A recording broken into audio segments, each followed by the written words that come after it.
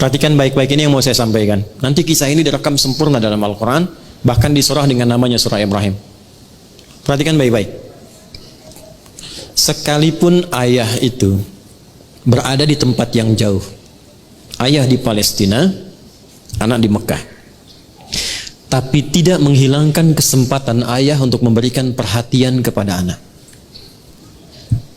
Nabi Ibrahim itu Nabi, Rasul, seorang suami, seorang ayah. Beliau mencari nafkah, beliau berdakwah. Tapi setiap pertumbuhan Ismail itu selalu memastikan dan datang melihat Ismail tumbuh bagaimana, Ismail temannya siapa. Sampai mau nikah pun itu tahu dan memberikan arahan. Ini istri yang bagus begini, yang soleha begini. Apa yang terjadi? Ini yang mau saya katakan. Dengan perhatian orang tua yang begitu luar biasa, bahkan belum balik pun, itu anak merasakan dalamnya pekerjaan ayah. Saat Nabi Ibrahim diperintahkan oleh Allah, tugas meninggikan bangunan Ka'bah, ditinggikan lagi, karena di zaman Nabi Nuh itu hancur kena banjir. Saat mengambil batu, kakinya melangkah, kaki pertama yang menapak disebut makom namanya. Jadi kalau ibu umrah atau haji, itu di Hajar Aswad, geser sedikit ke kanan searah tawaf, itu ada makom Ibrahim ya. Nah, itulah tapak kaki Nabi Ibrahim pertama saat akan meninggikan bangunan Ka'bah.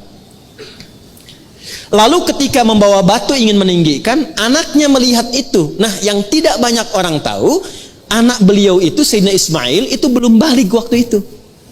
Ketika melihat ayahnya sedang bekerja, merasa pekerjaan ayahnya, maka anak itu bawa batu dari sisi yang lain.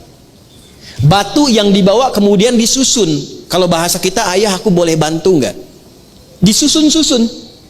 Kalau batu sendiri, batu disebut hajar namanya. Kalau dia disusun-susun, membentuk satu bagian disebut hijr namanya. Kalau dia menjadi ruang disebut hujrah namanya. Maka disusunlah batu itu menjadi bagian dari sisi Ka'bah. Sampai sekarang diabadikan dengan nama Hijr Ismail.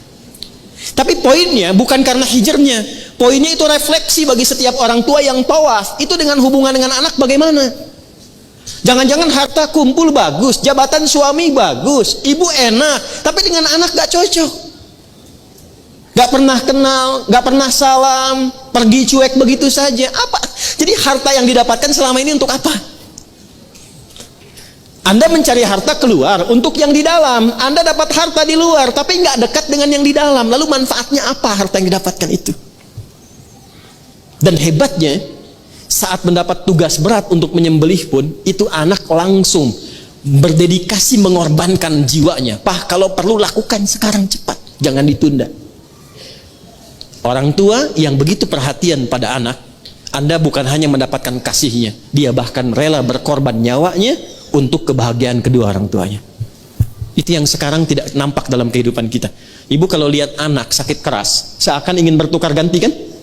Ya Allah, kalau perlu saya saja ada di situ. Sekarang anak melihat orang tua sakit keras, ya Allah lebih cepat lebih baik ya Allah.